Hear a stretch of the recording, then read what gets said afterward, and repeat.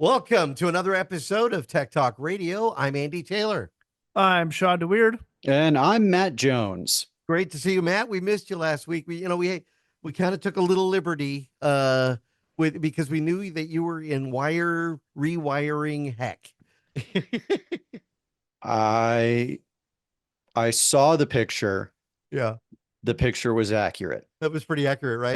That was pretty accurate. Yeah, we went into Dally and we asked it, I know Matt's going through, show me a picture of a guy just buried in cables. And one of them, they showed the guy's face. And I said, no, hide the face. That's what it came up with. It's not hiding the face. It's hiding the tears. All right. So what is pretty amazing, though, is what you ended up coming up with. And we do have photos from last week on the blog of what you eventually created. And I got to say, it's pretty amazing. I think even Shawn you were kind of taken aback by it too, and just how well put together it was. So when my wife and I first moved into this house, the basement wasn't finished, and that's where I'm at right now. It's down in our basement. So I was in the other bedroom we had, and finally got to do the culmination of my dream of like a work play, gaming cave. Right. And it was great. But then, the basement got finished. We had people staying over more often. We ended up having a roommate for a little while. And it was like, why am I hogging this big old honking room with its own bathroom instead of going to the one downstairs where I probably should be? So I ended up, actually, I think I've been down here for about a year now. But when I moved down, one of the things I wanted was a big floating desk. So I used 2-foot by 1-inch diameter black just cast iron pipe that you can get at like Home Depot, Lowe's, whatever. Right. And I got the flanges, just that little circular disc that they screw into, and mounted all those to the wall. Now, if I could go back, listeners, the one thing I would do different would be to lag bolt a 2x4 to the studs and then mount the flanges to the 2x4. Right. As it is, the flanges are now either mounted to the studs or with like 400-pound test anchors per flange. Right. That being said, my gaming tower was pretty beefy, and there would still be days where I'd walk down here and like put my weight on the desk, and you just hear like that. The creak hit that one note too high where you're just like, oh, okay. What kind of case you were running not a half 932 or anything like that, was it? I mean, no, I used to run a half 932. Actually, I had the original half air case, and I loved that thing. But this was a Thermaltake View 37, I think. Right. But I mean, it still had some weight to it. And then one day I saw this YouTube video and I was like, oh, I could rack mount stuff. So we used a little bit of money that came in, picked up the cases and, some new components. And yeah, we decided to just break down, because my computer was on top of the desk. My wife's was underneath the desk. So I broke both of them down, racked them, because when I was still streaming on Twitch, those computers were actually connected in a various number of ways to be my whole studio. And right. I was like, oh, if I rack them, then like doing that's so much easier. Well, one of the big decisions I made as I was doing all this is I officially have shut down Captain Oblivious. I've decided I'm no longer streaming on Twitch. I haven't done it in ages. It was fun when I did it, but now I'm just going to play games for me. But right. Everything's working great. The cabling's fine. The airflow's good. I'm a happy man. Now that's what the first thing when you told me that you were going to move into a rack mounted case, and I have a rack mounted case, and I remember I set it up in our original office, and I was using it, and then it does take up the desk space. I didn't do it like you did, actually mount it in a rack. I put it on top of the desk, and it did take up a lot of space. And I remember like thinking, airflow. When we think of a gaming computer, we think of the acrylic. We think of this being able to see inside and the RGB lights. And I think of a rack. I mean, I think of it being a server, or I think of it, that kind of system. And you just said no. This actually, the airflow and everything will work good in a rack mounted case as well. Yeah, so the way I've actually got mine, I have both computers configured pretty much the same way. I have an all-in-one 360 millimeter CPU liquid cooler, and I've got the radiator mounted to the very front. And I know some people, when they hear this, are going to be like, "Wait, you're not using the radiator as the exhaust." I know. Anyways, so the air gets pulled in through the radiator, goes in the case, and then I've got they're two 80 millimeter, but high volume fans in the back as an exhaust.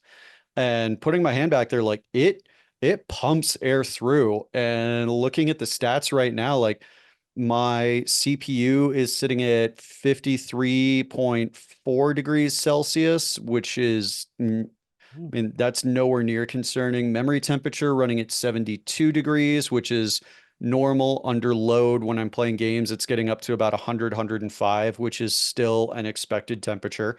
GPU temperature is sitting at 47 degrees. When I was playing Space Marine 2 earlier, it got up to maybe 60, but I mean, it's air's flowing through. Everything's happy. I haven't had any alerts. The only thing that irritated me Uh-oh, was here we go. there are no Wi-Fi 7 drivers for Windows 10, and they have no intentions of releasing them. Really? So it's going to be one So of those, oh, you got to get to 11. they Maybe. finally got me. I've made it all the way until last week, and now I'm on Windows 11. So good job, Microsoft. Yeah, Everything else went well, though. I mean, you fit all of the criteria, TPM 2.0 and the CPU. yep. Everything else was just great, and then, I'm looking at Windows 10 and the device manager is just like, I don't recognize this network controller. And I looked everywhere and everybody was like, yeah, that's how they're getting us. Sorry, bud. Wow. Now, even the manufacturer of the Wi-Fi 7, it's still, hmm wow. Yeah, so I used Gigabyte for my new board. I went there and tried to pull down a network driver. As soon as you changed it from Windows 11 to Windows 10, the driver disappeared. If you tried to install it with the Windows 11 driver, which they say can be backwards compatible, well, the Wi-Fi ones aren't. And then I found out the manufacturer of the Wi-Fi chip and went to try and pull it down from them, and they were like, "Nah, sorry, dog." Whoa. Now I wanted to ask in the picture, and again, our listeners can go to blog.techtalkradio.com. The picture you have a ring light. And hmm in the center of it, it looked like you had a DSLR. Uh, I as I do. is that being used as your webcam? That is my webcam. And it is a Sony ZV-10. It is a mirrorless SLR. But the thing is, the Sony ZV-10 was originally designed for blogging and vlogging. Uh, So it actually, when you guys were talking last week about like cameras having the USB input when COVID hit, Shawn, I think you were the one who brought up like Canon having their interface, their USB interface. So I used to have a Canon and use that until Canon decided, now that we're in a post-COVID world, that product should not be free anymore. And the free version, they pushed an update that basically bricked it. And you have to do the paid version now that costs either like, $2 a month or like $25 a year. Sony's Image Edge software was free, but then I found this camera and it actually has a built-in USB streaming mode where oh, you can actually, so I've got a USB-C plugged into it that goes straight into my computer. Um, and a dummy battery in there that is basically just a way they use a power pack. So it's always plugged in, always powered on. And it just goes straight through. I don't need image edge. I don't need anything. It just natively recognizes the camera. I changed the settings on it to do, eye tracking and more light balancing and things. And, as you can see, the background is softened just that ever so slightly, but I've been using this thing for years. Well, not years. No, yep. no, I've been using this for, I want to say a year and a half, maybe two at this point, but I love it. It's funny because listener Steve reached out to me because in the show I was talking about how I have the Logitech Brio 4K, and I mean I like the cameras from Logitech. They've been great. I've been using them since, actually, I'll be honest with you, I had the Connectix Quick Cam, and then Mm-hmm. it became Logitech. And if you remember American Pie, that's the Mm-hmm. little camera that I had, one of those. But the 4K, it just I was complaining because if I compare the quality between yours, which looks great, Justin's, I don't know if you saw his video, Oh, yeah, I yeah, took a look at it. the capture was pretty good. The live was even better. Shawn's camera looks good, but mine is washed out. And he actually got in touch with me. He said, "You know, your problem may not be the camera; it may be your lighting." And he said, "What Mm-hmm. kind of lighting are you running?" And I said, "Well, I'm just running. I've got 5 lights that are just regular light bulbs that are above me, 75-watt bulbs." He goes, "That's it." He said, "Change your lighting, and you might be more happier with the result of what that camera is able to give you." Yeah, And I mean, for example, with this one, this is just with the ring light. I used to have a second light, an Elgato Key Light Air over sitting behind the second monitor to hit me from my right side.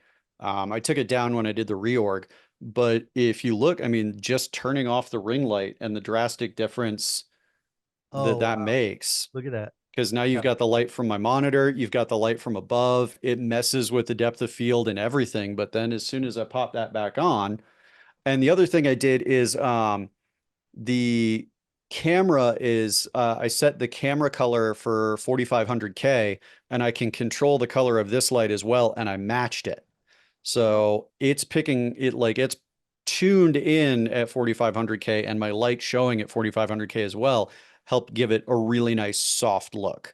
Now now for apparently I'm somebody, sweaty a little bit, but somebody, it's making you sweat. For somebody like you look at Shawn's setup, Shawn, do you have an actual like a ring light or a focus light on you?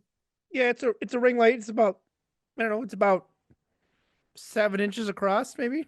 Right, So it's a decent sized ring light, and it's sitting right behind my camera. My camera's not in the middle. My camera's a little bit lower. But yeah, right, it's just a. I mean, I think I paid $15 for it on Amazon, to be honest. yeah, And I can do it in steps. I can't see what the color temperature is. But I can just do it in steps, and I kind of just picked what I thought looked good. And my camera is set to auto. right.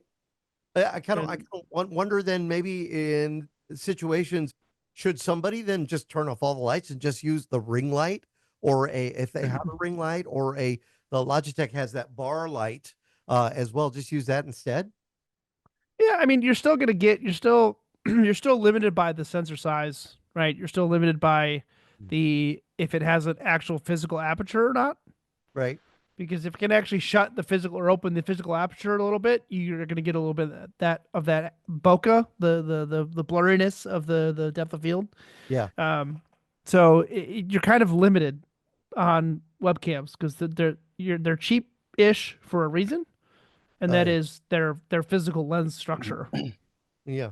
And what they're made to do. Now, Yeah, correct.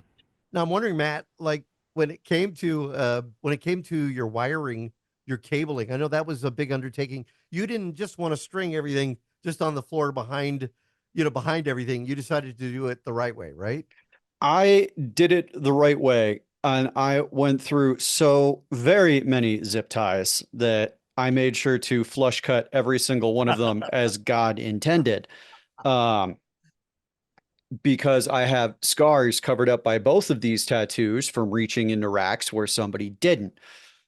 Um, but I ended up finding a cool little kit online, and I used this when I first built this desk, but it actually comes with like a circular coring bit and just punches a nice like 2-inch diameter hole out of your drywall.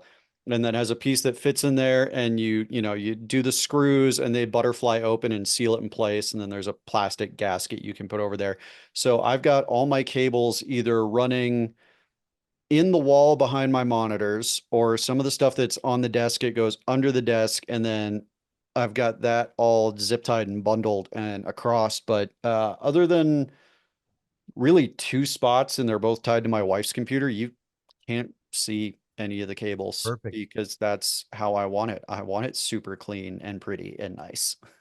Now I gotta say, talking about the flush cutting of the zip ties, Shawn, that what a subject that was, because that has garnered one of the most viewed segments of the show. because of just it touched a lot of people. They've all been through it. Zero commented on our TikTok page saying, "Not if you do them right. My zip ties break before they come undone." Is that a good thing? Yeah.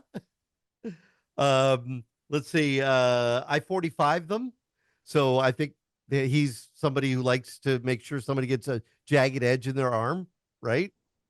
Mike Gasser wrote, "Using zip ties in a rack should be a fireball offense. Use Velcro." So that's one of the other comments. I would say to that comment about Velcro, use it. This is what I was taught in the years I've been in the industry. Right. You use Velcro for fiber optics because of the bend radius. Because if you pinch them too tight with zip ties, it can break the internal glass strands. All right. Anything else is fair game for zip ties. Yeah. All right. We got another one too. I like this one. This one, guy Mirror Riker said to you, Shawn, "Suck it up, Buttercup. That slack has function." No, it doesn't. No, it doesn't. That, If you do it right, you cut to length, and then underneath the rack, you leave yourself a nice service loop. There you go. Yeah, I thought it was great though. It created a lot of conversation about flush cutting those, and honestly, I had no idea. I was left a little bit on there, so I was doing them wrong.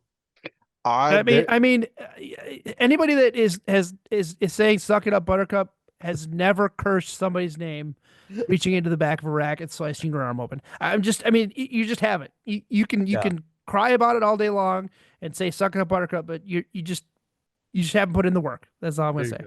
I have sanctified more than one rack in my lifetime that I had no desire to sanctify. Yeah. It's not fun. No. I remember coming home from one and we had moved a rack. We had moved 3 racks between data centers and we were trying to do it in one day. And I think I got home at like 2 a.m. and my wife, who at the time she was my girlfriend. Dang, that was a long time ago.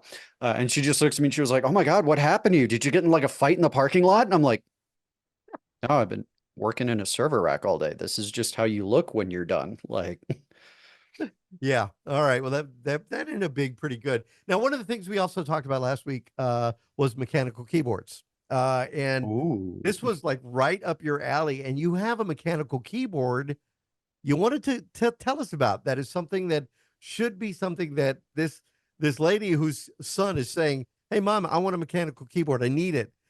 You're saying, "Yeah, this is the one to get." Technically, if we're being honest here, because admitting you have a problem is the start of fixing a problem, I have 6 mechanical keyboards. Wow. Scattered throughout my house. The one that I picked up though, I found on my last trip to Micro Center, which by the way, my fellow techie people, our trips to Micro Center are like handy people's trips to Lowe's or Home Depot. Like, you're not doing the project right if you don't have to go back at least once. Yeah, exactly. That's how it used to be with Fry's. We had Fry's Electronics out here. Yeah. Mm-hmm. Yeah. But I found this one. The company is called Keychron, Keychron. And with keyboards, it used to be keyboards came in just one size. Yeah, the whole keyboard, number pad, everything like that. That is considered a 100% keyboard. My favorite setup is usually somewhere between the 75 to 80%. So in this case, like, I don't have a number pad. I have a delete, a page up, page down, and a home key. But then a lot of keyboards will provide additional layers through the function key. So for like me to use the end key, I just hit function home. But this keyboard is the Keychron V1 Max. It is a 75% keyboard with mechanical switches, and it is just packed full of features. I have it plugged in via USB-C, which allows it to charge the internal battery because it can be wireless, but not just wireless like your usual, like a Logitech where it's got the little dongle. It has that. It's got 2 of them actually. It has one that's old school USB-A and the other is USB-C. And then it's got a slot for both of them to fit in the back that's almost flush. So if you're not using it, you can just pop it and store it in the keyboard without having to take a case off or anything. Fully rechargeable internal battery, and it can also be Bluetooth. It also has a neat little switch that will switch between whether you want to use it for Mac or you want to use it for Windows. And the other thing it says on both of those is iOS or Android. So it is compatible with everything. So in essence, if somebody has their smartphone and they've got it, propped up, or a tablet, say whether it be an iOS, iPad or whatever, they can actually use that keyboard to type out on the iPad or Yes, they can. iPhone. Nice, nice. And you said there's storage on it. Is there storage? There's not storage per se. There Okay. is there's online software that you can access on Keychron's site called QMK. And you can use that to actually configure and rewrite the firmware on the keyboard. So Wow. the other thing that's cool with mechanical keyboards is, you can pop off your keycaps, because with a mechanical keyboard, you have switches and then keycaps that sit on top of the switches. So if you want to do a non-standard layout, what we consider a standard layout is your QWERTY, QWERTY, what we all learn to type on. Right. QWERTY keyboards came about to actually slow down the human capability for typing with typewriters, because humans would type too fast with some of the first layouts they did and would cause the typewriters to jam.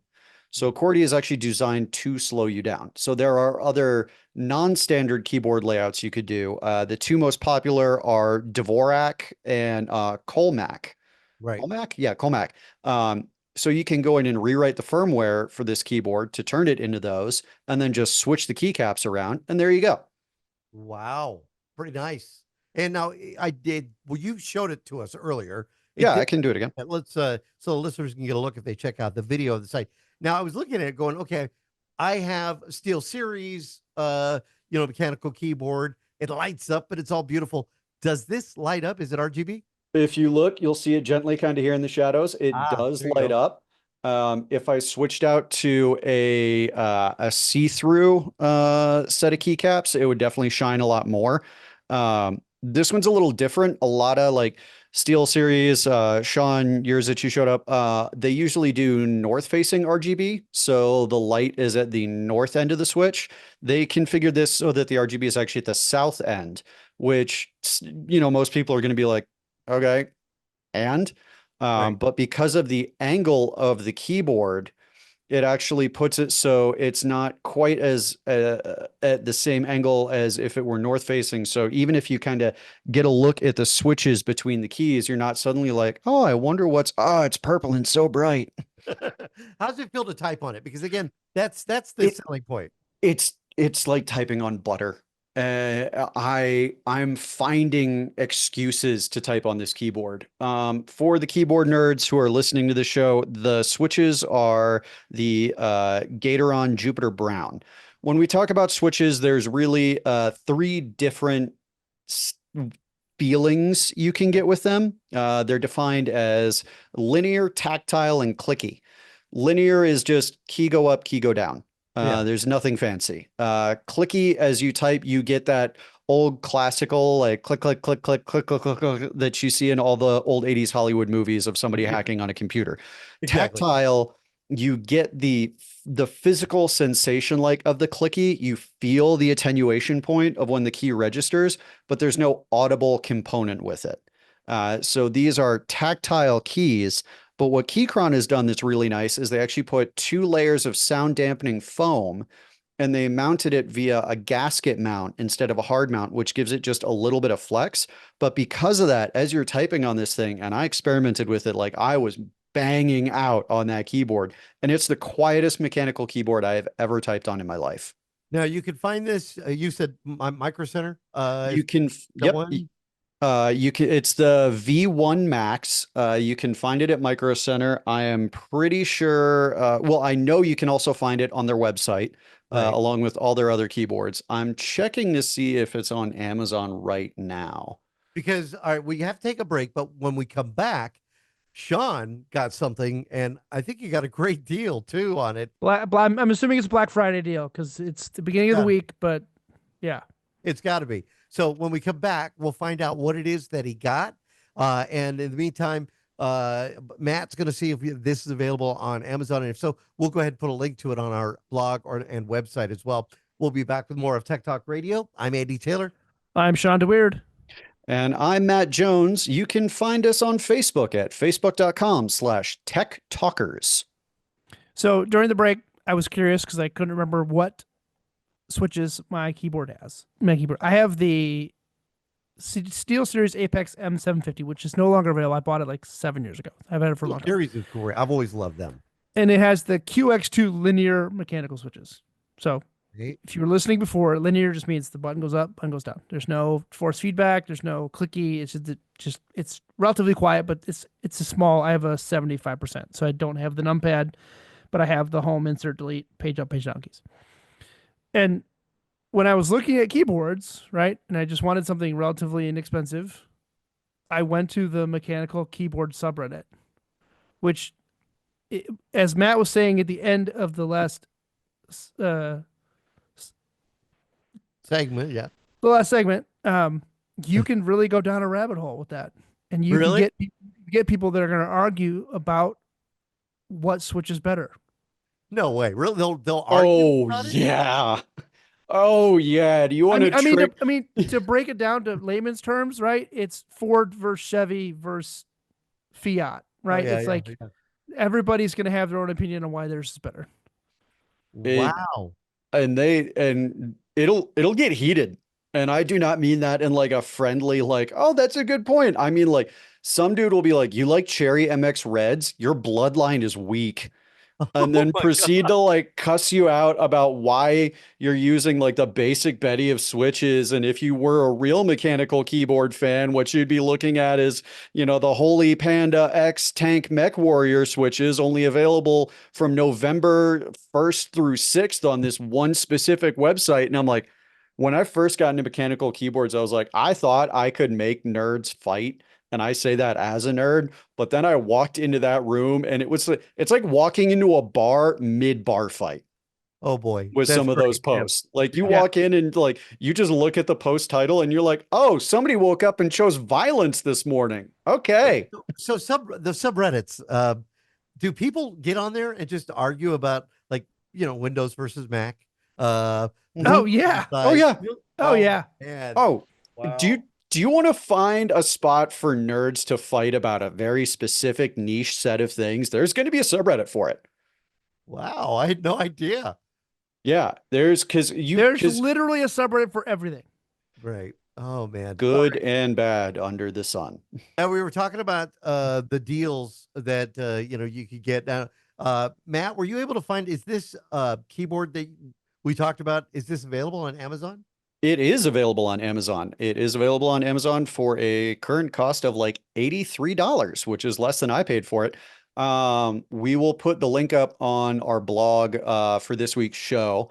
But when you go in, you can choose the switches you want in there. They've got Gator Jupiter reds, browns, and bananas, which honestly, guys, just Google it and look at it. Don't go to a subreddit. Just Google what is like Gator Jupiter brown and just go with what Gemini tells you. Don't join this rabbit hole. The mom that was trying to get this mechanical keyboard for her kid that had emailed us. I mean, yeah, she could walk into a Best Buy and buy a SteelSeries Corsair or Logitech mechanical keyboard. She's going to get, that's what she's going to get. This sounds like you have options. What is something she should know though, going onto Amazon, looking at this keyboard and getting, what should she get? If this is just for her kid and they're looking for a decent mechanical keyboard, honestly, this is the one that they should probably get. If the kid wants to have, the number pad, what we talked about earlier, the full 100% size keyboard, Keychron has those. I would do those as well. The thing about SteelSeries, Razer, glorious mechanical gaming keyboards, Red Dragon, I'm trying to think of some of the other big, Corsair. Yeah. They're overpriced. They are overpriced by a lot. Most of them, you have to use their proprietary software, which is crap. The Corsair IQ, I am specifically going to call out, along with Razer's own, as like some of the worst vendor-specific software I've had to use for my personal gear. SteelSeries GG is pretty bad too. SteelSeries GG is also right up there, and you have to use this proprietary junk to do the same stuff that I was talking about that is for free on Keychron's site with QMK. I don't have to sign up for it. I don't have to let them into my system. I just do it that way. But the other thing is like this keyboard right now for $83 is ridiculous. It is.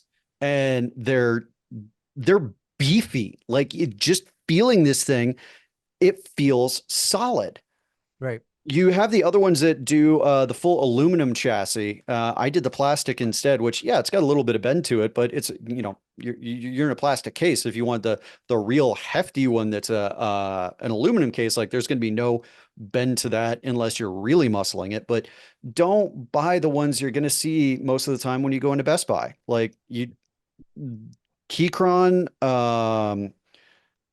Oh no, that one was expensive. No, Keychron is kind of the way to go. Right now, like we're talking about it, right? I'm looking at their website, and there are $55 keyboards on their website. Keychron K1 mechanical wireless. Now it doesn't have the fancy switches, but it has cherry switches, which are cheaper. Cherry switches are just fine for $55. For $55, that's perfect. Yeah, so I encourage her to look at the website. Go to their website. Look on Amazon. Like, you can get a mechanical keyboard for $55. The other nice feature that you want to try and find with a mechanical keyboard is something called hot swappable switches. Yes. And the reason you want hot swappable switches is we talked about earlier how you can just pop your keycaps off of the switches. These will come with something called a switch puller, which just actually I've got one right here.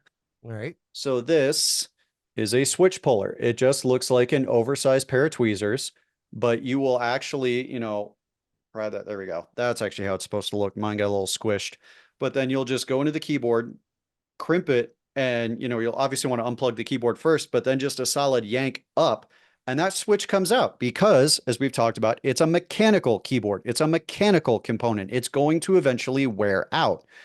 A hot swappable keyboard will allow you to just yank those out, go buy new switches, and plug them in. As opposed to one that is not hot swappable, that means that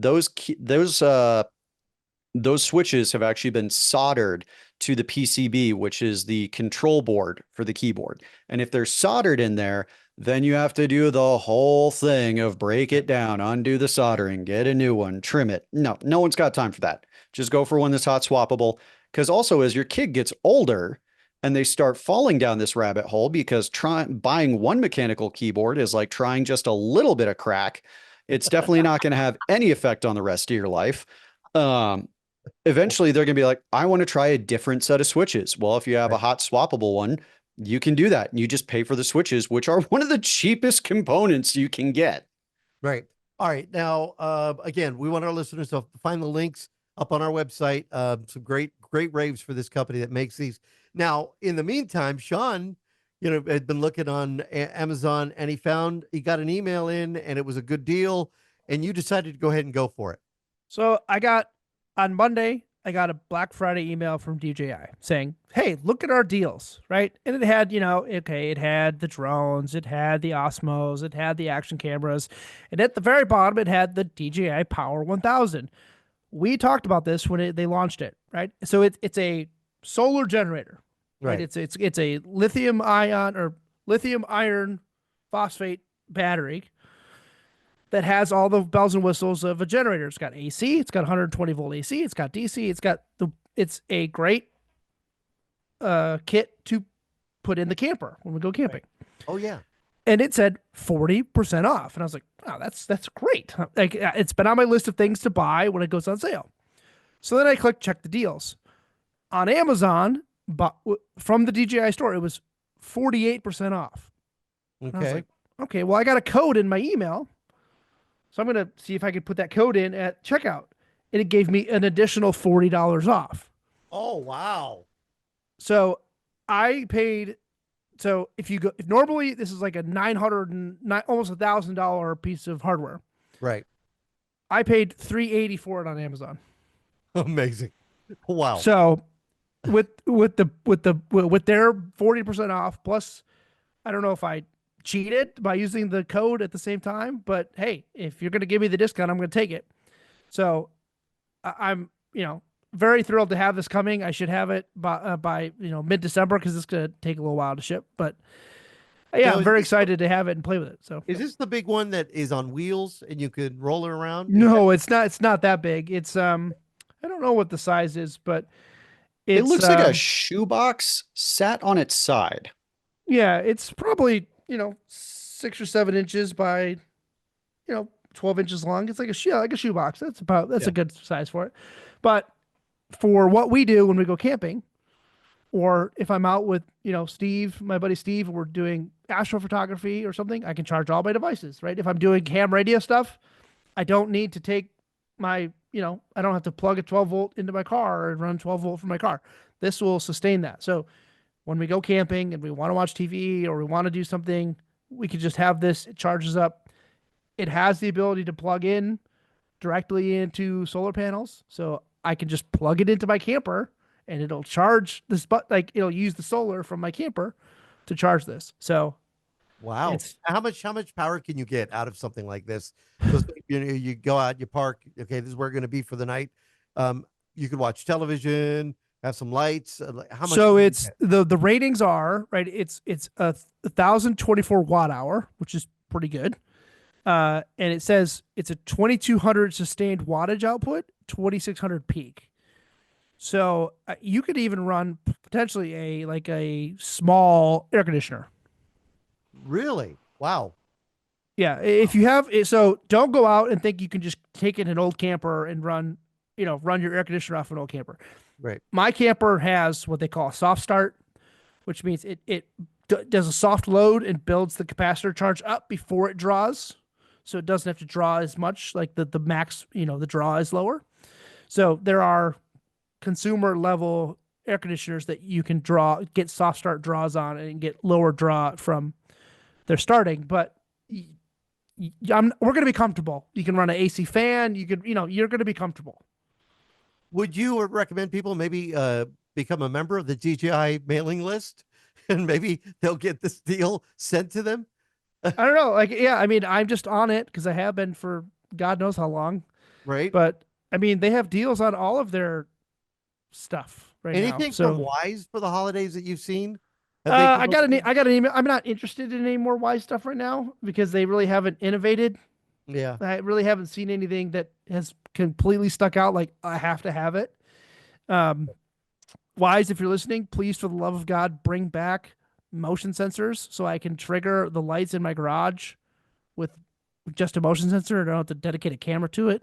Well, Like, that Wise has been working a lot with Roku. As a matter of fact, if you see the cameras that Roku has, those are basically Wise cameras. And Roku has a motion sensing kit. And I'm wondering if maybe they just said, okay, we'll not do that. You go ahead and do that. maybe. I don't know how they work Well, that. they had them originally. Like when I first bought my cameras, when I bought the original V2s, they had like door sensor kits, Right. window sensor kits, like the magnet ones, where if it loses the magnet, it'll trigger Yeah. whatever function you want it to do. But then when they went to their more of the AI like tracking stuff, they got rid of that because they wanted you to rely on your cameras to do the sensing, right? You have a camera, your camera detects movement, your camera detects motion, et cetera, et cetera. So I know Roku does have that, a home security monitor kit, which is pretty good. It integrates with your television as well, which is kind of neat. So if you're watching TV, your camera can pop up. It can notify you while you're watching your show without having to look down at your smartphone. All right, we're going to take another quick break. We come back. We have listener questions. We've gotten a lot over the last couple of days. So we'll share one from Big Al that's standing by. I'm Andy Taylor. I'm Shawn DeWeird. And I'm Matt Jones. Go ahead and send us an X at Tech Talk Radio. We'll be right back. You can reach out to us anytime. You can email us, techguys@techtalkradio.com, or even you can call and leave a message at 520-777-9580. And Al needed some thoughts on installing Windows 11. He told me that his system qualifies to run Windows 11 from Windows 10, but he's heard that there have been bugs with Windows 11. Should he wait or pull the trigger and install Windows 11 now rather than waiting all the way till October? That's when the support will kind of end for Windows 10. Windows 10 will still run, but the support will end. Or should he do it before that? Wow, I feel uniquely qualified to answer this question. You just went. You bit the bullet, right? I He was went like 2 days ago, and I went about a month before that. So Right. Yes. we're Shawn, are you as bitter about it as I am? well, yeah, and so I just I don't know. I've complained about this before, but it's like I'm sick of the bloat that comes with Windows, right? I'm sick of ads in the home screen, ads on the start bar, like not necessarily ads, but like search recommendations and all this other stuff. Yeah. So I I stripped mine down to the bare bones as most as you can do. So, but I wasn't bitter about it, but I definitely waited longer than most people. All right. Yeah, So what do you guys I think? Just do it. Just get it over with. just it's like ripping off a band-aid. Like it's gonna come off. You don't really have a choice. Windows 10, the official EOL is October 14th of next year. That means it's still going to function, but you are not going to have any more security updates, any more feature updates. The current version 22H2 is the last version. For comparison's sake, I think I'm on like 24H something with Windows 11.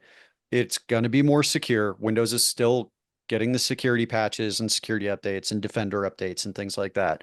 But man, just pull the band-aid off. There's some things about it that, like Shawn was mentioning, that I really don't like. Yeah. I miss my old start menu of come up, here's all my crap, Yep. here's the stuff that I've pinned. Instead, you open it and it's like, here's all the pinned stuff. And underneath it is like, here's all our recommendations. Well, if you turn off recommendations, that includes like continually open files, things like that. But it's also the random bloat ad junk that they're going to float your way of like, has your Aunt Debbie twice removed not convince you to download Candy Crush Saga yet? Let me give you 6 ads for it every single day while you're Oh boy. just trying to find Word. Right. Is there things that Al should do before making the jump? Did you do anything before you said, okay, I'm going to install Windows 11 on it? I should do this first. So with I me, mean, back up your files, obviously, but yeah, I was going to say with me, I've got everything spread across 3 different hard drives in it. So if it nukes, my files are fine. But for most users, you definitely want to do a backup of your files first. And not like, oh, I did a backup on the same hard drive I'm going to be installing it on. No, back it up to, if you've just got a couple of Word documents and some pictures, like you can throw it on a USB key or just get an external hard drive, or there's cloud providers. You can do Google One that you can get up to a terabyte. You can do Apple has theirs if you're in that infrastructure for your mobile devices. Sugar Sync. There's all sorts of cloud providers you can also do, but definitely back up your stuff first. All right. When you're done installing it and you have run it and you're a week, a month, however long you're comfortable with down the road, and you're like, I am not going to go back. Because when you do this, this is called an in-place upgrade. The way Windows does that is it basically kind of like boxes up your old operating system, puts it on a digital shelf over here, and then installs Windows 11 and pulls some stuff out of there and puts it back in. Right. When you've had this long enough, you open up your start menu and type in disk cleanup, 2 words, and there'll be a little option that says run as administrator. And if you do and check all those boxes, one of them is remove previous Windows installation. And for me, as soon as I ran that, that was 38 gigabytes that I got back on my operating system hard drive. So that's something you want to do later. All right, here's one from Mike. Now, Mike did the original musical theme for the show. Mike drives a truck for a living, but he's a musician, and I've known Mike for a long time, but he sent us a note, and he says, I want to make short videos with AI on YouTube with my music. He said, what kind of software is good for something like this? What might I need to know? I thank you so much for your help so far, and thank you in advance. Okay. Andy, you've been sending us some really cool, like, snipped for social media stuff. What are you using for that? I'm using Olloclip for that. And was it Olloclip? Opus Clip. I'm sorry. Olloclip was a little camera you used to be able to put on your smartphone. but Opus Clip, and that that creates those. But I think what he wants is a complete AI driven scenario. And I've been on the socials like TikTok and Instagram Reels, and I've been seeing like there's one I saw with a baby and a cat. And the first time I saw it, I thought, oh, that's really cute. The baby and the cat, or the baby's laughing. The cat made the baby laugh. And then I watched a couple more and I realized that's AI. It's all of it's AI.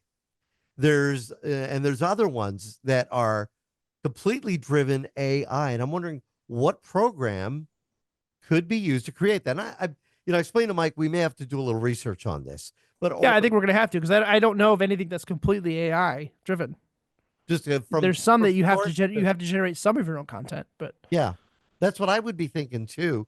I know there's great editing programs out there like CapCut that can help you create stuff, but again, we're doing it from the complete AI standout of what AI could create. And I know that Mike said he wants to have his dog be a superhero or his dog to be featured in them. We're going to have to research that one. If listeners have been doing this kind of stuff or they know, please drop us a line and let us know what would be a good one. All right. And then this one from Dave in Green Valley said, I'm hoping you might know, I have an old hard drive that came out of a Windows XP machine. It's pretty okay. He said it's an 80 gigabyte drive, and I believe an IDE drive. I want to take a look at what was on it. Was never backed up. What would I need to be able to do this? I only have a laptop from Dell, and it won't fit inside that laptop. No, it will not. So we talked about this at the beginning of the show, because we talked a little bit about the questions we were going to answer, and I have an answer for this because I've done it. Good. They make USB to IDE adapters. Wait, to IDE? Mm-hmm. Yes. I've seen USB to SATA, but USB to SATA. So I looked it up and I found one. So Micro Center has one for $19. You can buy them on Amazon, but I trust Micro Center. It has the ability to do the 3.5 inch, 2.5 inch, and SATA. Not all at once, obviously, but it's USB 3. You plug the drive into the adapter, you plug it into your computer USB, and then you power it. They have an external AC power. So it powers the drive separately from your computer. Right. And then the USB does the data. Wow. And then he should be able to see what you should just be able to plug the drive into the adapter, plug it USB into your computer, and then put power to it. It should recognize it as a USB drive. Oh, that's cool. I've done that before, but it was years ago. But it was IDE. I was moving IDE to a SATA hard drive, and yeah, I used something like this, and they work great. Yeah, now if you're using a SCSI drive, you're up the creek. God help you, because we can't. How would you get data off an old SCSI? I mean, find a motherboard that supports SCSI drives, or even an adapter card. You couldn't even do it. I don't even know if they make adapter cards for SCSI drives. I'd have to look. That's such an old. I mean, I'm gonna have to look. But if you have a SCSI drive and it works, send it to me and I'll get the data off for you. I mean, I don't know. I'd be interested to find a SCSI. I mean, I've seen some SCSI drives and some of the old stuff that I've gotten from friends and stuff, but I've never tried to pull the data off them. Well, my wife had a medical billing business, and it was it had a server, and I built it it had SCSI. Her drive was a SCSI drive, but when she stopped doing that and got back into working over at Northwest, she just ended up not using it anymore. So it's still sitting in the tower, but it's a Windows NT workstation. No, this is like I'm looking at some of this and seeing some of the solutions that these people have put together, and it's like an adapter into an adapter into an adapter into an adapter into USB. Thus the comment earlier, God help you, because we can't. Right. SCSI is a different ball of wax. Yeah. But IDE is good. I have a Star Dock, which I love, but it's basically just SATA. That's all you can do. You plug the drive in. It's neat because it has 2 bays. You can plug the drive in. Then you can put another drive, and you can actually copy the drives, which I've done here at the radio station before as well. But again, for IDE, I didn't even know there was a cable solution. So that one's pretty good. All right, one more as we approach. We kind of, Cyber Monday is going to be on Monday. You had Black Friday, which was yesterday. But says, I think you guys have talked about this before. I have a 40-inch television from about 15 years ago. The prices this week for a 50-inch have been pretty amazing. Is there anything I should consider before buying a new TV? How do I know it's a smart TV? That's from Mary in Tucson. So most of the TVs that you're gonna see nowadays will have some form of smart to them. It's just kind of the way it's gone. There's going to be some form of, you have apps, things like that. That's why they're cheap. That's as What do as you- as we go towards Black Friday, I'm going to give you a little secret from somebody who worked too many Black Fridays at Best Buy. Okay. When you are seeing these super cheap, like, oh, it's an 80-inch panel for like $400, it's because that TV, that SKU was specifically designed for a Black Friday sale and will never be made again. It is not a staple model. It is not a part of the staple product line. It is literally like Frankenstein's television of a way for them to clear out old panels, old parts, old cases, things like that, to create a TV and create that SKU that they can sell super cheap. And that'll be the only day you find it. Oh, but now, are they going to be good deals? I mean, they're great deals for like the 1 year that it's going to last. ooh, And then you're going to start seeing issues. Because here's the other thing. These smart TVs basically have a mini computer inside of it. Right. And like any other computer, as it gets more updates, because they keep coming through, Internet of Things is doing a little bit better now about securing itself. But as you've got more updates coming through for the whatever operating system it's using, the streaming apps themselves update as time goes on, the TV starts to show its age by slowing down. We have a Vizio TV upstairs that you hit the power button. It's like, okay, I want to go to Netflix. And it used to just, bop, bop. Now it's kind of moseying along and taking its time. So you're going to see a more rapid decline of the software portions of it. You'll start seeing hardware issues usually around a year and a half, maybe 2 years, but these are not TVs that are meant to last. They're not by technology and by business profit. They are designed to fail quickly. So if you're looking for a new TV, you're coming up on a time where it's like it's honestly a little bit of a risk for what you're going to pick. yeah. I'm thinking I had an Insignia that I bought as a Black Friday sale. It's a 40-inch. It lasted about 3 years. And at third year, it just stopped turning on. And so, yeah, again, you could run into that. So I bought back in 2010. I bought a TCL 32-inch. I think it's 32-inch. It's over there. right. That thing still runs. It's not smart TV though. Doesn't have it's just a TV. It's just a flat panel. But and you I can love plug it. plug a Roku box into it. I ran it with an Amazon Fire Stick for a long time, and now it just serves as my retro gaming hub. So it's got all my retro gaming stuff plugged into it. Yeah, I mean, wasn't Justin talking a few weeks ago about the new Google streamer? Because they bodied the Chromecast and turned it into the streamer. So you don't necessarily need a smart TV. You can spend that extra money on a really good panel. Right. I mean, for large aspect panels, and by large aspect, I mean, you're looking at a big honking TV, like 70 inches or larger. Right. I like Sony. I really do. Yeah. So good. I like TCL. They've improved a lot. They're another great one.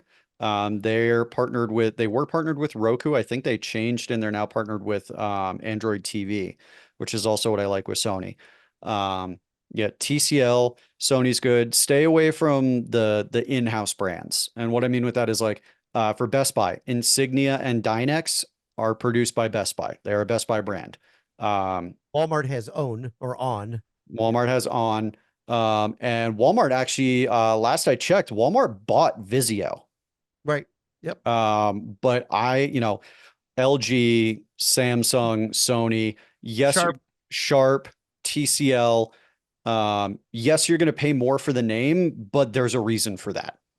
We're going to take another quick break. We come back with more of Tech Talk Radio. I'm Andy Taylor. I'm Shawn DeWeird.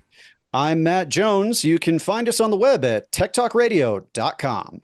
We'll be right back. Now, we talked about this product a couple of weeks ago, and I'm curious if you used it, Shawn. Ninite, do you remember when we were chatting about that one? Yeah, so I did, right? I think I ran it during the show, that episode, to get a couple of the things that I didn't have installed.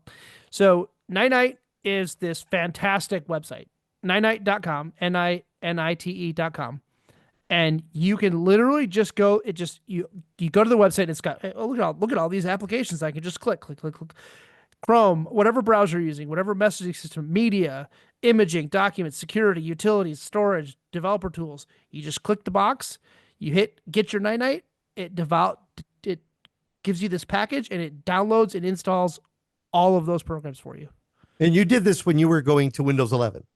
Yeah, I went to Windows 11, and then I was like just going through it. Like I wrote a list. I literally wrote a document saying, what do I have installed on my computer? And I went through and I said, okay, I've got this. And then I went through and deleted as I installed, right? And this would have saved me, I don't know, 2 hours of my time probably, of just going through and going to the website, downloading okay, got the installer, cool. This just, you literally just do, it's like 15 clicks, and you've got a wrapped up package with all of the programs that you're going to want that you probably don't even know you need. I got to tell you, one of the most frustrating things is doing a new install of Windows, getting all your programs, and doing a new smartphone. You're going from one to the other, or just brand new phone. It can be a real pain. The other thing I'll tell you too is, remember, if you have saved passwords in your Google Chrome or anything like that, to make sure you've got that backed up, because if you move everything over and you don't bring certain things with you, you're going to have to relog into everything. Mm-hmm. And you're going to need to remember your passwords for everything. So I think, Matt, you felt my pain in that one. With that one, I will recommend, I've moved away from like Chrome holding all my passwords. I use Bitwarden. I used to use LastPass, but they had one too many breaches for my taste. And that is one, by the way, one breach is too many for my taste. 1Pass is the one I use, so I like it. But yeah, Bitwarden, 1Pass, anything that's a password management solution, I highly recommend people look at that, because then you really just have to remember your master password, and that's it. All right, that's it for this week's Tech Talk Radio. Thank you for joining us again. If you have a question, feel free to drop us a line. Hope you had a great Thanksgiving. Be careful with Cyber Monday. We were going to go over some of those things to be careful for. We've run out of time. Just be safe when you're online. I'm Andy Taylor. I'm Shawn DeWeird. I'm Matt Jones. You can find us at blog.techtalkradio.com. Have a great holiday, everybody.